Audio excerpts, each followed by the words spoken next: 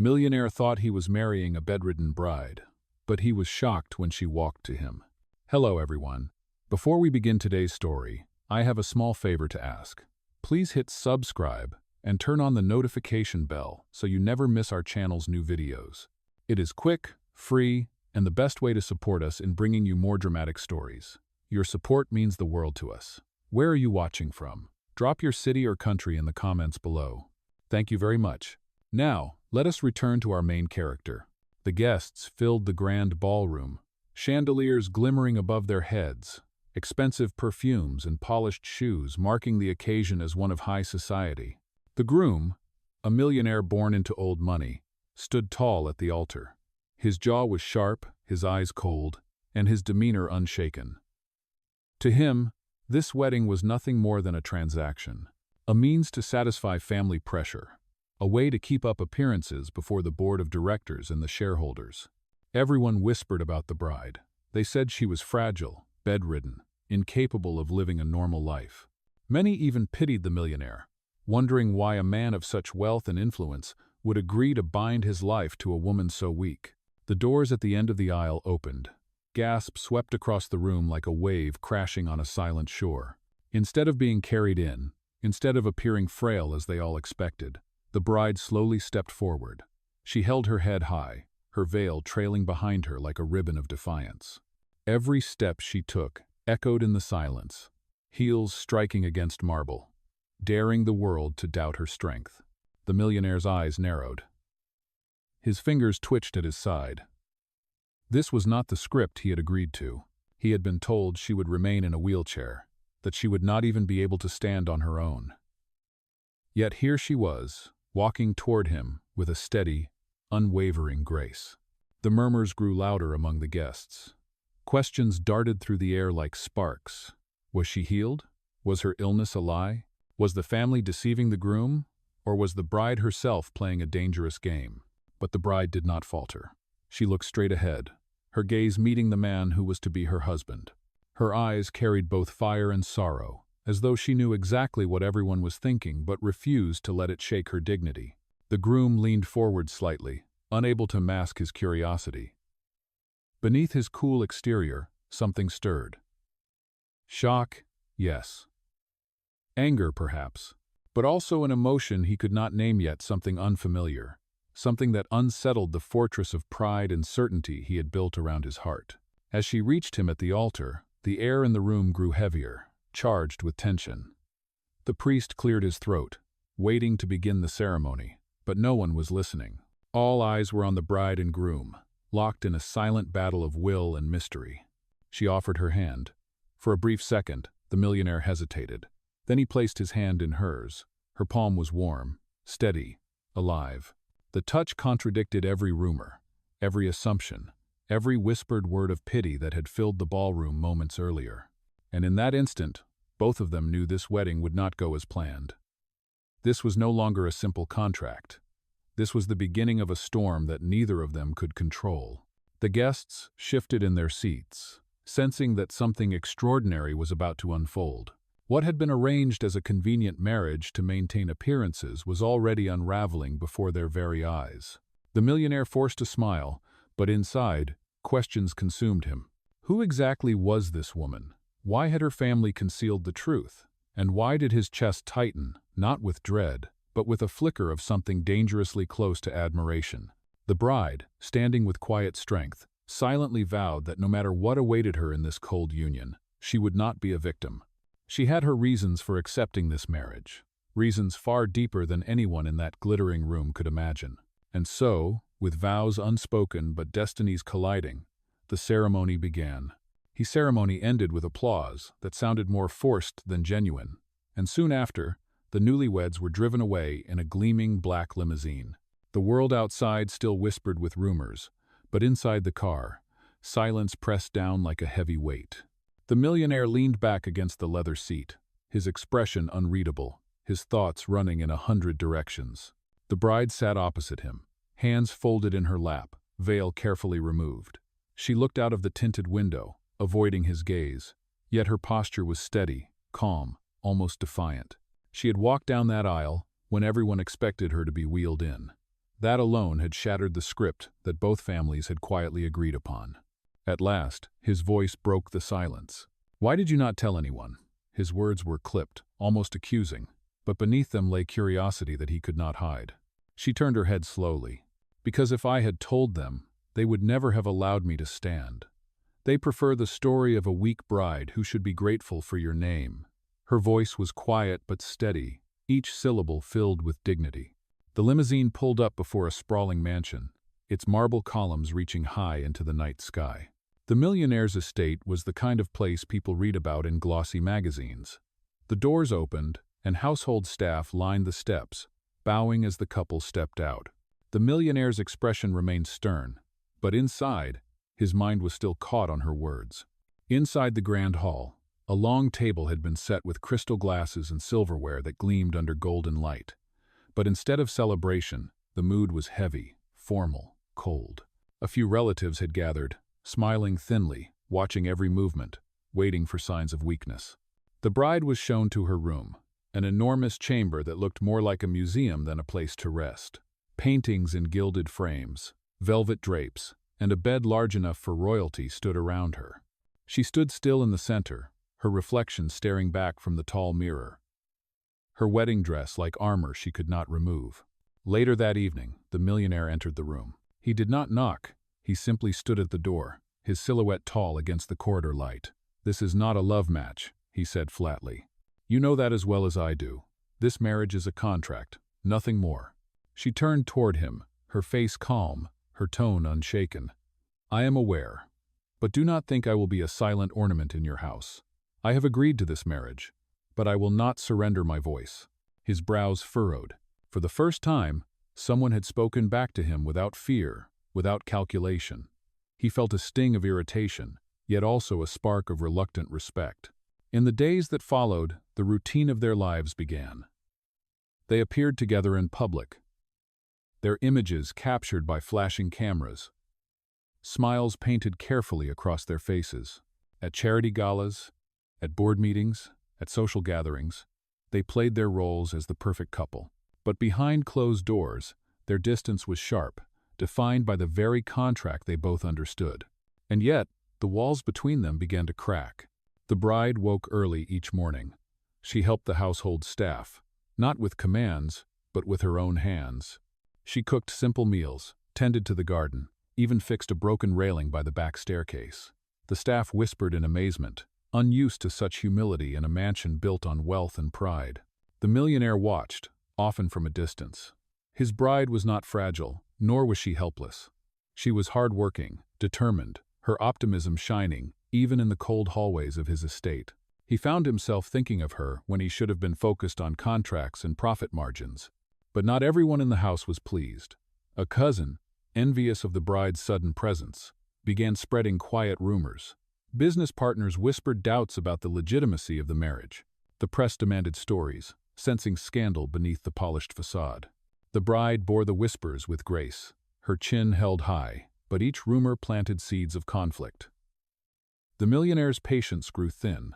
Though he had entered the marriage without love, something inside him bristled at seeing her name dragged through the mud. And so, the stage was set. What began as a contract was already shifting into something unpredictable. The world thought she was weak, and he thought he had married a silent partner. But in truth, both were discovering that the bond between them would not stay confined within the lines of a paper agreement. It was a bond that carried tension, conflict, and a dangerous hint of possibility. The mornings in the mansion grew quieter, yet the silence was never empty. It was filled with the sound of small acts the bride carried out. She watered the flowers in the garden, dusted the bookshelves in the study, and spoke kindly to the staff, remembering each of their names. What shocked the staff most was that she treated them not as servants, but as equals. Some of them had worked in the estate for decades, and never once had the master's family spoken to them with such kindness. The millionaire noticed these things in passing. He told himself that it was insignificant, that such acts did not matter in a world ruled by power and money. Yet, each time he found her in the kitchen with flour on her hands or in the courtyard teaching a young maid how to read, he felt a strange tug within his chest. At dinners, they continued to play their roles. He sat at the head of the table, she at his side, both wearing polite expressions for the relatives who came to pry into their marriage. The bride answered questions with grace, her calm composure disarming even the most skeptical aunt or cousin. Still, doubts grew outside the mansion. Newspapers speculated that the millionaire had married out of pity. Rivals suggested the marriage was a ploy to hide a scandal. The press hounded them, hoping to capture a photo that betrayed their act. The millionaire's board of directors pressed for reassurance that his personal life would not taint the company's reputation. The tension reached a breaking point when they were invited to a grand charity gala in the city. Attendance was not optional. If they failed to appear as a united couple, the rumors would multiply. That night, the bride dressed in a gown of midnight blue, her hair swept elegantly over her shoulders. She walked down the staircase with a confidence that startled the household staff, who paused to stare in admiration. The millionaire, waiting at the base of the stairs in a black tailored suit, froze for a fraction of a second. He had expected her to look presentable, but not breathtaking. His jaw tightened, betraying nothing, yet inwardly he was shaken. At the gala, the flash of cameras was relentless. They smiled, posed, and played the part of the perfect couple. But midway through the evening, an accident occurred. A young child, chasing after a balloon, slipped near the fountain and fell into the water. Gasps filled the air. Guests stood frozen, unwilling to soil their gowns or shoes.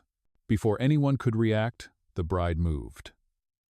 She rushed forward, pulling the child out of the water with her bare hands, holding him close until his sobs quieted. Her gown clung to her, her hair damp, but her voice was steady as she comforted the boy. The crowd erupted in applause, and for a moment, all cameras turned from gossip to admiration. The millionaire stood watching, his heart pounding in a way he did not expect. She had not hesitated, had not considered her reputation, had not feared embarrassment. She had simply acted. Later, as the limousine carried them home, silence lingered once more.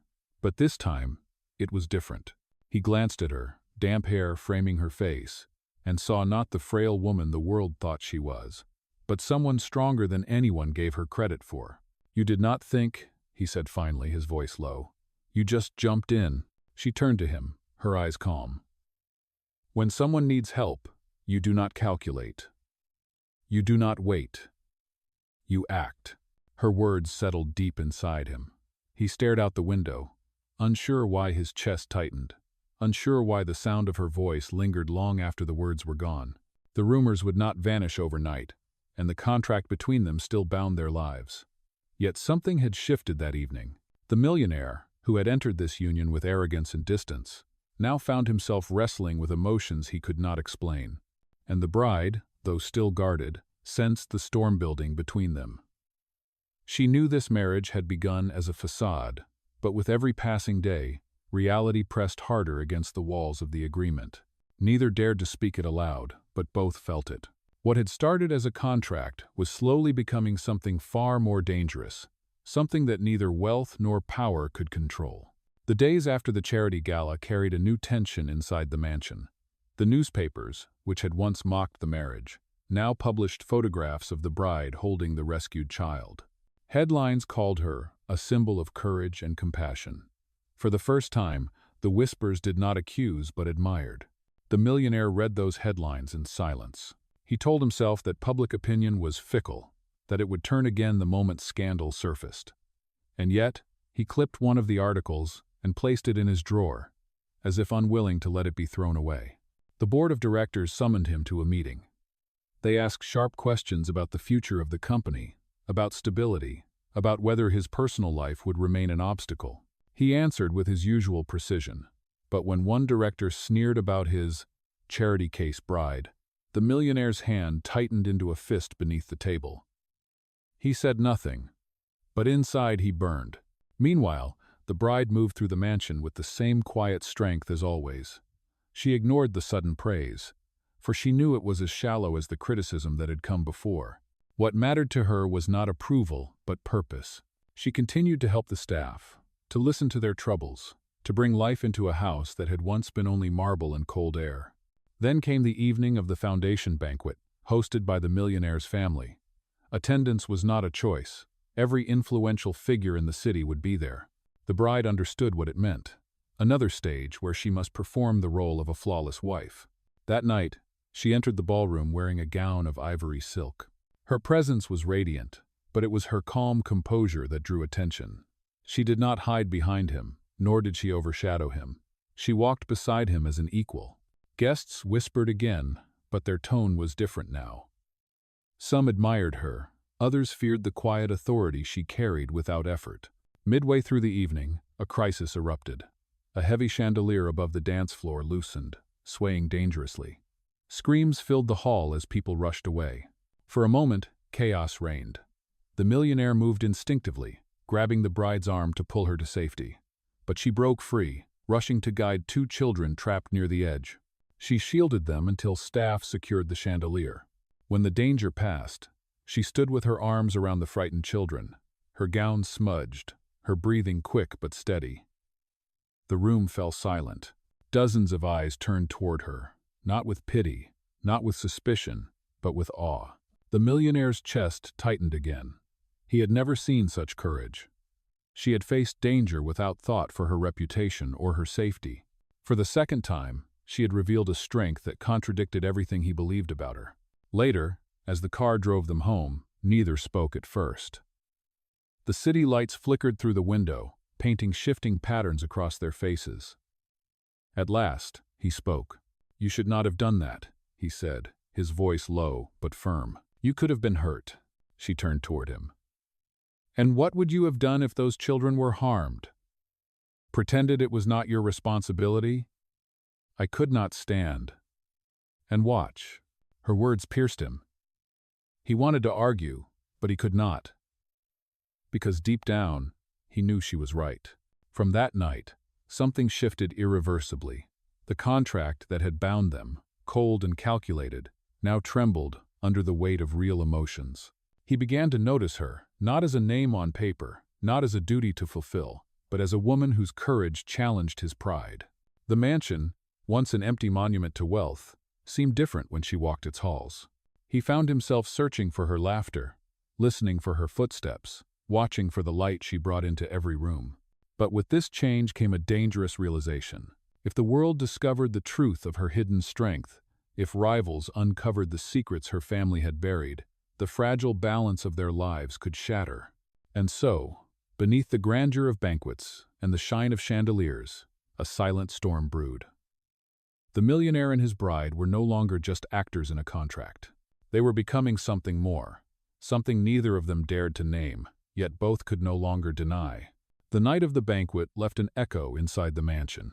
The millionaire walked the halls with restless steps, haunted by the image of his bride shielding those children beneath the swaying chandelier. The newspapers had seized the story, painting her as a heroine.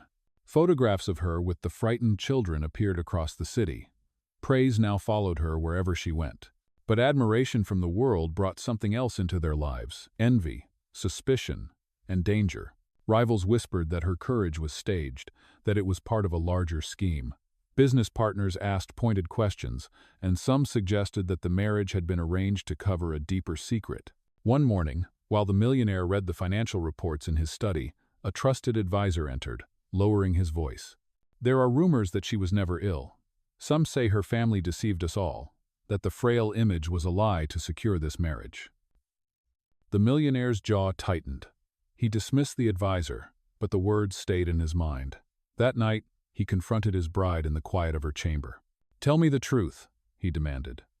His voice was steady, but his eyes betrayed the turmoil inside. "Were you ever bedridden at all? Was this entire marriage built on a lie?" She stood by the window, moonlight painting her face with silver shadows. For a long moment, she said nothing. Then she turned, her voice calm but firm. "I was never what they claimed me to be. My family forced the illusion. They wanted your wealth, your name, your power. They thought a sickly bride would bind you in obligation. I agreed to the marriage not for their schemes, but for survival. I needed a way out." Her words struck him harder than any rumor.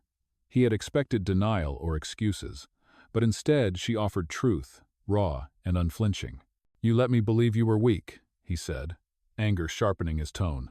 "I let you believe what you chose to see," she answered quietly. "But from the moment I walked down that aisle, I refuse to let anyone script my life again. Silence filled the room, heavy with unspoken conflict. He turned away, his chest burning with a mixture of betrayal and reluctant respect. The contract between them had always been cold, but now it felt like chains, binding them with lies that neither had asked for. The days that followed were filled with tension. They still appeared in public, still played the roles required by society. But behind closed doors, their conversations turned sharp, their silences longer. One evening, an unexpected guest arrived. A relative from her family, a man with greedy eyes, demanded money in exchange for silence. He threatened to reveal the truth to the press, to expose the family's deception unless the millionaire paid him. The bride faced him with steady eyes. "Do what you will," she said. "I will not be blackmailed." The relative smirked and left, but the warning was clear. Their fragile world could collapse at any moment. That night, the millionaire could not sleep. He stared at the ceiling, torn between anger at her family and admiration for her defiance. She had risked everything to stand against them, and in that defiance, he saw something he had never expected: integrity. The contract was unraveling. It was no longer about appearances, no longer about obligation. Their lives were tangled in truths and lies, in courage and betrayal. And beneath it all, a dangerous emotion grew stronger, one that neither could deny much longer. The millionaire clenched his fists, realizing the truth he had fought to ignore.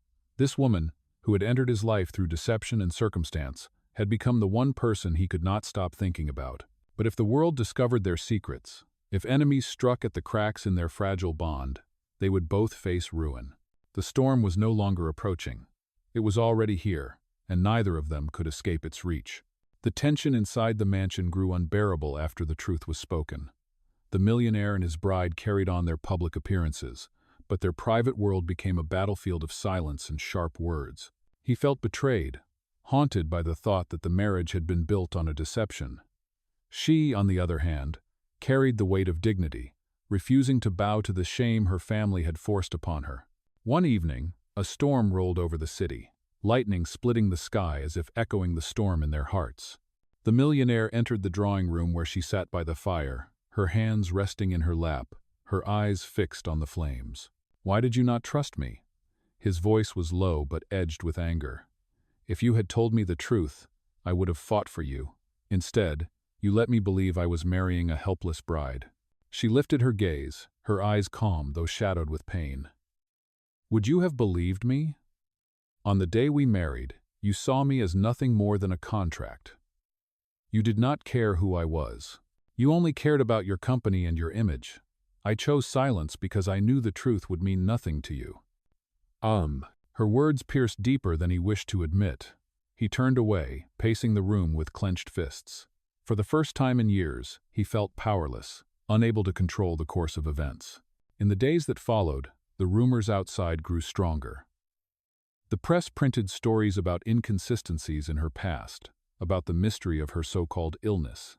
Rivals on the board whispered of scandal, plotting to use the situation to weaken his power. He was forced to confront the possibility that his empire, built on discipline and reputation, could be shaken by a single truth. Then came the breaking point. An article splashed across the morning papers, claiming the bride's family had orchestrated the marriage for financial gain. It painted her as a manipulator, a fraud who had deceived the millionaire and stolen his name. When the article reached the mansion, the millionaire confronted her again. He held the paper in his hand, his eyes blazing. "Do you see what your silence has done? Do you see what this has brought upon us?" She stood tall, her voice unwavering. "I did not write those lies. I did not ask for this marriage, nor for your name. I am guilty only of surviving in a world that gave me no choice. If you cannot see beyond the ink on that paper, then perhaps you do not wish to see me at all." Her strength both infuriated and disarmed him. For the first time, he saw that she was not his enemy, but the victim of the same schemes that ensnared him. And yet, pride held him back. Instead of reaching for her, he let the distance grow. That night, she left her room quietly, walking the halls of the mansion with the air of someone preparing to let go. She paused at the grand staircase, gazing down at the marble floors where her footsteps had once echoed with determination. Now, they felt heavy, burdened with sorrow. In his study, the millionaire sat alone, the newspaper spread before him, but he could not read a word. He thought of her defiance, her courage, her refusal to bend to threats or shame. He realized that beneath the anger, what truly unsettled him was the fear of losing her. The storm outside raged, rattling the windows.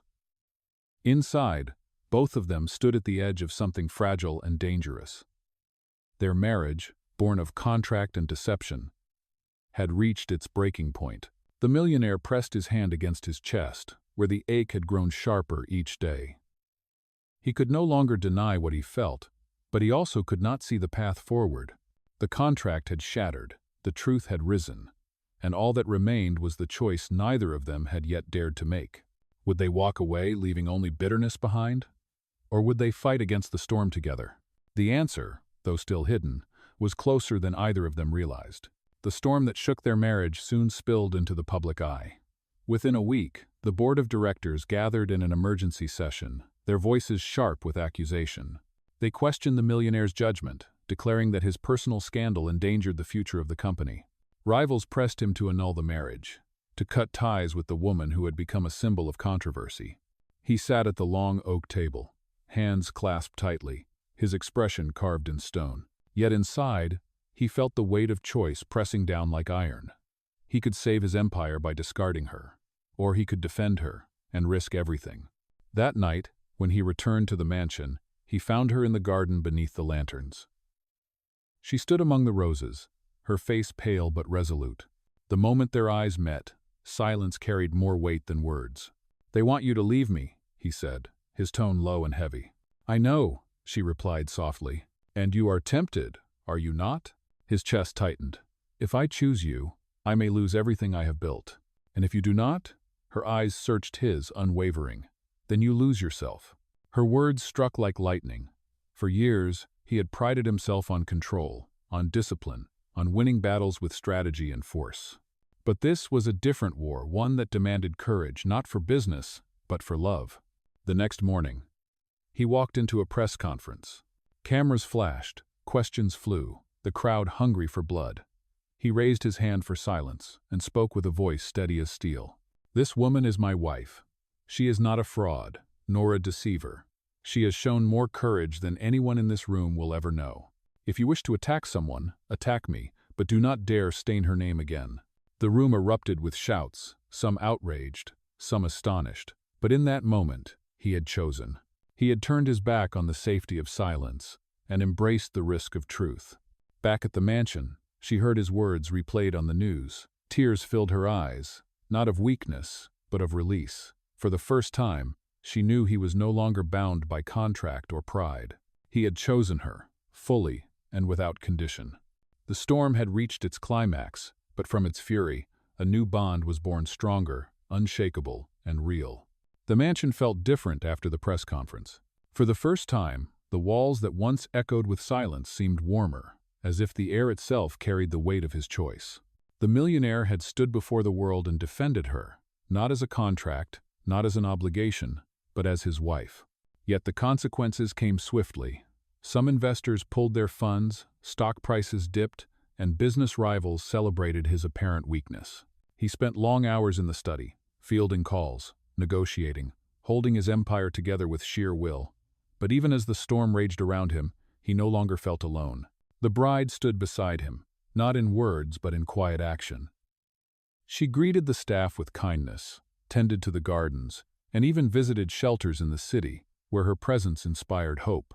Photographers followed her, but this time the headlines spoke not of scandal, but of strength.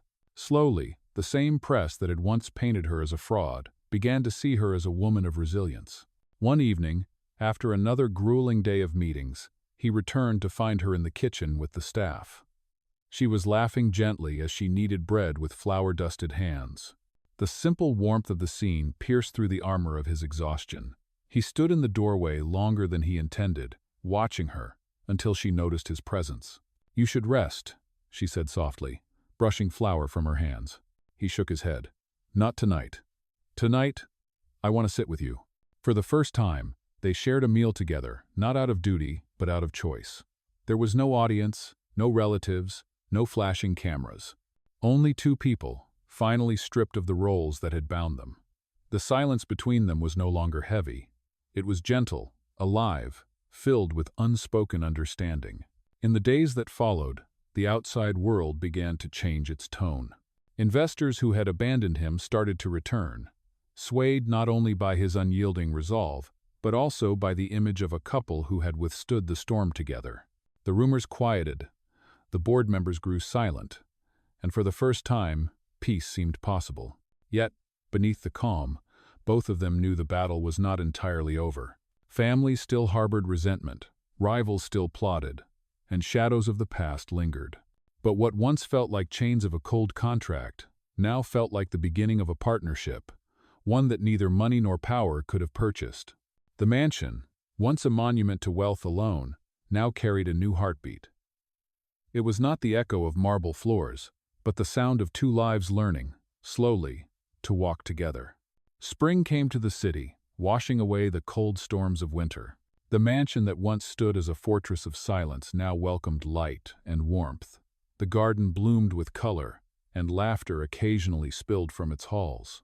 The marriage that had begun as a contract was no longer defined by paper or signatures. It had become something living, something real. The millionaire prepared for another important gathering, but this time it was different. There was no boardroom filled with accusations, no relatives waiting to criticize. It was a celebration, a vow renewal that both of them had chosen. Invitations had been sent quietly, not for the sake of spectacle, but for the people who had stood by them through the storms. The bride stood in her chamber, wearing a gown of soft white silk. She looked at herself in the mirror, not as a woman trapped in obligation, but as someone who had fought for her dignity and won. When the doors opened and she stepped into the hall, her eyes met his. The millionaire stood waiting, not as the cold figure of power he once was, but as a man who had learned humility. He extended his hand, not to claim her, but to walk beside her. When she placed her hand in his, the memory of their first wedding flashed between them, the shock, the doubt, the unspoken storm. But now, that storm had passed. Before their guests, he spoke clearly, each word steady and deliberate. "This woman is not my contract. She is my partner, my strength, and my future. Wealth and power mean nothing without honor, and love cannot exist without truth. Today, I stand not as a millionaire above the world, but as a man who has found his equal." The bride's voice followed, calm and unwavering. "I entered this marriage under shadows, but I will remain in it under light. You are no longer the stranger I once stood beside at the altar. You are the man who chose me when the world turned against us. For that, you will always have my heart." All applause filled the hall, but for them, it was only background noise. Their eyes stayed locked on one another, the vows of their souls louder than any words. When the evening ended, they walked together through the garden. The lanterns glowed softly, and the air carried the scent of roses.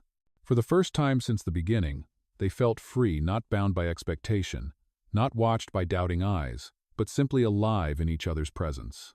The millionaire paused, turning to her. "Do you regret it? Everything we have faced?" She shook her head, her smile gentle. "No, because every battle led us here." He pulled her close, no longer afraid to show tenderness, no longer chained by pride. The mansion that had once been cold now felt like a home. The marriage that had begun as a contract had ended as a promise. And in that promise lay their justice, their love, and their forever.